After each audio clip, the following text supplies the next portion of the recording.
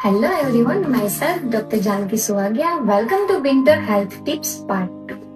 શિયાળામાં જેટલું પાણીનું મહત્વ છે, તંદુરસ્ત રહેવા માટે આહારનું પણ એટલું જ મહત્વ છે. ઠંડી ઋતુના કારણે શરીરને એવા ખોરાકની જરૂરિયાત હોય છે જે ગરમી અને ઉર્જાથી ભરપૂર હોય છે. જેથી સૂકા મેવા જેવા કે કાજુ, બદામ, અંજીર, અખરોટ અને પિસ્તાનું સેવન કરવું જોઈએ, જે શરીરને પૂરતા પ્રમાણમાં ફેટ અને ઉર્જા પૂરી પાડે છે.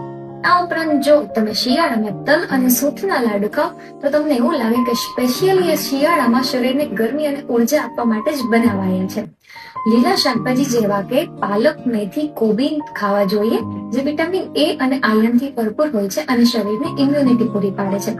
અને જો તમે મકાઈના રોટલા અને ગોળ સાથે ખાઓ છો તો તે તો એનર્જી બૂસ્ટર તરીકે કામ કરે છે અને પરફેક્ટ ડેઝર્ટ પણ બની જાય છે. જો તમારે શરદી અને ખાંસીને પહેરે કેવું હોય તો હળદરવાળું દૂધ પણ પીવું જોઈએ. ગાજર અને પપૈયા વિશે મારું માનવું એવું છે કે જો તમારે ગ્લોઈંગ સ્કિન જોતી હોય તો આ બંને સાથે તો સ્નેહના તાંતણે બંધાવવું જ પડે. Follow for more videos.